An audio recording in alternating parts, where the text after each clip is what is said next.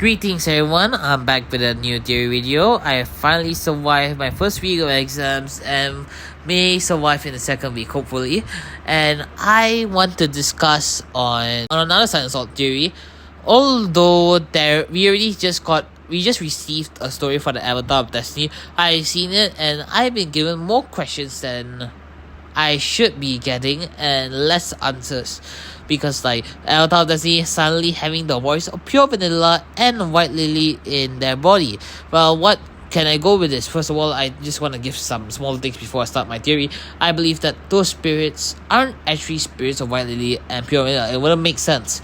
So I believe it's simply like memories or some effect after the battle between Dark Enchantress and Pure Vanilla.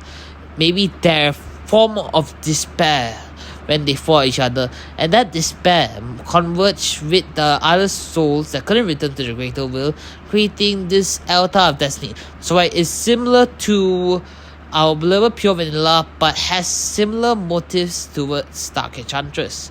And what will it do in the future is that maybe it could be going after the Ultimate Cookie next, because the Ultimate Cookie has a bunch of light powder and a bunch of souls, so it could create a very powerful entity, which is very fitting for the God of Despair, you could say. Our beloved Ultimate Cookie has 6 wings and has that star gem the Avatar of Destiny has. So maybe they will merge in the 5th anniversary update, and that'll be the final battle with Ginger Brave being the hero of hope. Okay, then yeah, and also I want to say that I am not a number 1 Pure Vanilla fan anymore, because one of my friends named Sylvie created a theory of Pure Vanilla being connected to the Patriarch, and she created a very good and strong theory. Of course, some were against her, but she proved them wrong, because you see in the cutscene, Pure Vanilla was there with Doyle before they turned into Doyle.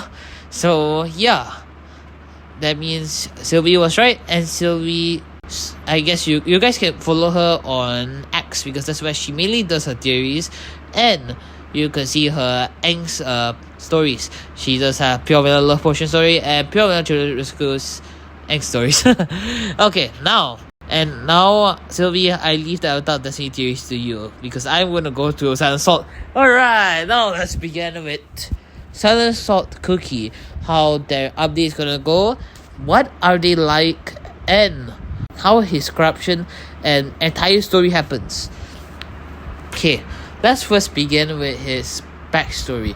First of all, I theorize that Silent Salt is the White Whale Cookie, and I have been somewhat proven it to be true, because based on our current lunar calendar, I found out that on 21st of September this year, we are going to have a solar eclipse. That solar eclipse is happening on a Monday, where Silent Salt's gameplay teaser will happen. So that is very interesting, because the White Whale Cookie had a solar eclipse behind them, and they did mention when the sun and moon converge together, the world becomes dark, which is similar to what happens in the solar eclipse. So they are hinting that Silent Salt is the White Whale Cookie. So that's what I'm very hyped for. This could prove that my foolish king theory will be true. So you guys could check out the Foolish King theory, because that one has a lot of story and explanation on why Silent Salt is like this. So enough of the backstory. I want to go to the main character.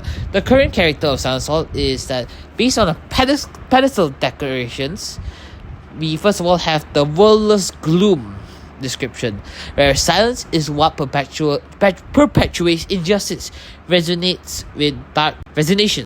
So Silent Salt may be aware of the injustice which is the beast turning corrupted and causing all the entire mess back then, and he's aware about it, but he feels powerless to do anything about it, because they are all 4 of them are destroying the world. He alone can't beat all 4. That's why it means powerless.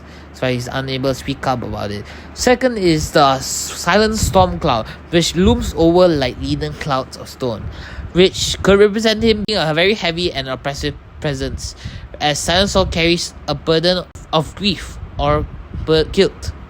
Why is that? Is because silence, in my theory, I say Silent Sword's kingdom was destroyed by all four beast calamities. So while he was giving the fairy seed to Elder Fairy, so this could be the reason why we have the Silent Sword cloud description like that. Now the third one is the full moon of silent slumber, which is solidarity shattered, leaving only silence to remain. Brilliance makes you lose all words, which indicates Silent Sword's loneliness and alienation, as if Silent Sword is cut off from others, which is true. Silent Sword is cut off from others because they are different from the others. You see, their soul gem color changed. That means that corruption was different. The foreshadow that they seal the beast is also another implication. That's why they are so different from others. That's why losing words could connect to his theme of silence, because he's bound by it, because he can't share it to anyone, because he's all alone, like a lone ant, because his better team was an ant team. Now, the fourth one I'm going to talk about is the Silent Knight's helmet, which remains silent in the face of evil that's engulfed the world, which does show his stoic resolve. Even if the world falls apart, he faces it with silence rather than panic, which basically kind of hints everything that him seeing the beast and all. He did not panic. He decided to work with Elder Fairy, gave the Elder Fairy the fairy seed, and caused the seeding of the beast through the witches. Although we don't know how he summoned the witches, maybe through a certain ritual that we are not aware of, which could hint his allegiance with the Pastry Order in the upcoming update, the part 2 for the Premonition of Doom. Now, for the fifth one, Beast Watching Eyes, resentment of witnessing the ancient virtues crumble. You hear that? Ancient virtues crumble. That means he's the last to witness all the beasts turning corrupted. That means he's the last beast to turn corrupted. You see? Now that is interesting, right? That kind of brings up my Foolish King theory back again. Alright, now how will the story go then? With all these things we know now. With how the arena theme, the impending doom, and with the description, with how the physical description goes, it seems like he's a bit of a oppressive person right now. And he will do whatever it takes to initiate his plan. And I can see that, because if you see how the area of Silent Sword's domain right now is having a bunch of spirits entering into the underground hell. I mean, we don't know what is underground, that's why I'm just going to simply say it's going to be like hell, because there's a bunch of spirits that are being tortured and in despair because they can't escape themselves to the greater will. So Silent Sword may be gathering these spirits to gain more power to kill the beasts themselves. To kill the beasts or reseal the beasts through another method, maybe through Dark Moon Magic. He's going to use Dark Moon Magic to use these spirits. Who knows? I don't know how he's going to use these spirits, but knowing how the Ultimate Cookie and the Elder of Destiny are kind of quite powerhouses with their life powder and spirit energy around them, yeah, I can see why he would use spirits.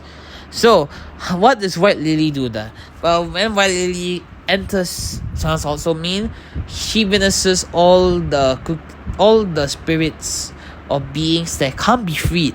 They are being oppressed against their will. They can't be freed.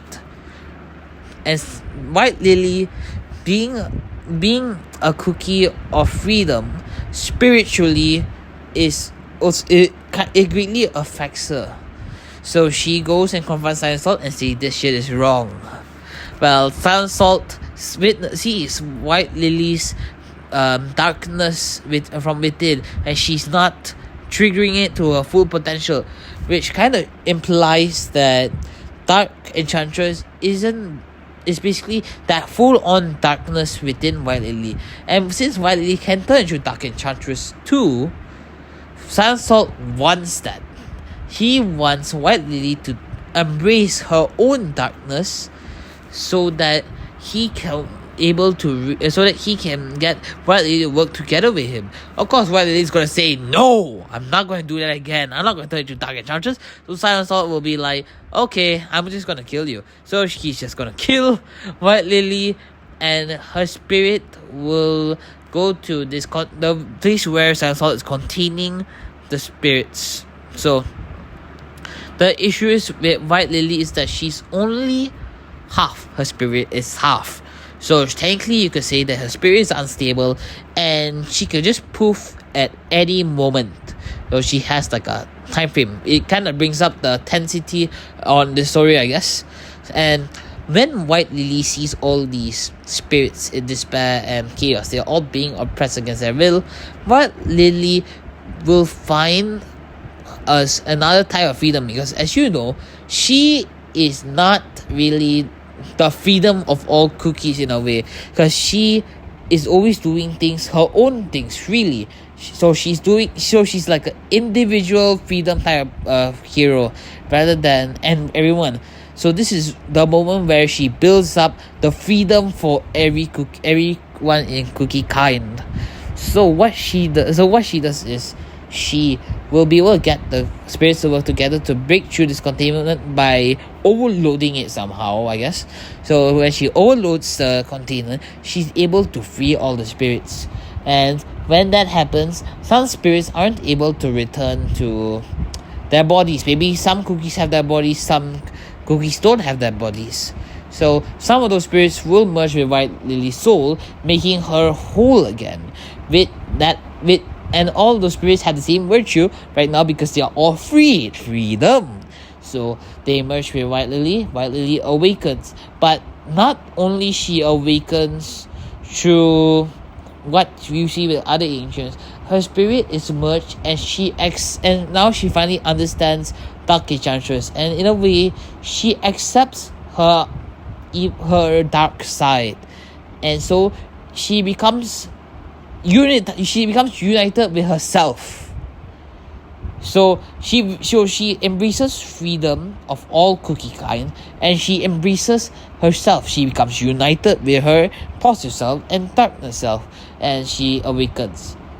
And when she awakens, she will, beat the shit out of Silent Salt. So yeah, that is how the story would go for the entire chapter 11 to chapter 12. Because we have been foreshadowed so many times that White Lily is going to get killed, but not necessarily killed, you could say. I mean, she is going to get killed, but she will revive later on. That's why I keep saying White Lily will die, White Lily will die, White Lily will die. So yeah, here's what's going to happen with White Lily Cookie. White Lily Cookie's awakening, and I know some of you guys have been questioning this. Will Silent Salt join White Lily then? I say no, because White Lily embraced her version of solidarity and freedom. Silent Salt can't accept the fact that, that he failed on that role, because he couldn't really find solidarity within himself. I believe that's the reason why that's Silent Salt's weakness in his character. Although I don't know his character, that's my theory and assumption. So we will see in the upcoming story. And how will Silent Salt be shown is nothing, because I believe he's coming for part 2. With how spirits are all rated in the Pastry Order right now, Silent Salt is highly likely to come for part 2, because he's spirit related. So Silent Salt may kill the Avatar of Destiny and take the souls for empowerment. Who knows? Because if you think about it, maybe they're showing White Lily to hint that Pure Vanilla is the one that influenced the creations of Avatar of Destiny, and White Lily will be the one that will free the spirits within the Avatar of Destiny after Silent Salt kills it and traps those spirits. Maybe that's how the story will go. But I would like to see Avatar of the Sea having a better role. I don't want Avatar of the Sea to get dishwashed immediately. So yeah, we'll find out and I will be making more theories later on in the future. I know this is quite a long one, I apologize, but I just need to talk about it. Alright, everyone. And now I shall take my rest and prepare for my second week of exams. Physics and bio, oh god. Alright. Wish me all the best. I will be still talking in my community post as usual. So yeah, see you all later. And what are your own theories for Sansol and Awakened White Lily and the Elder Destiny? I would like to hear all of them. Please give me your theories.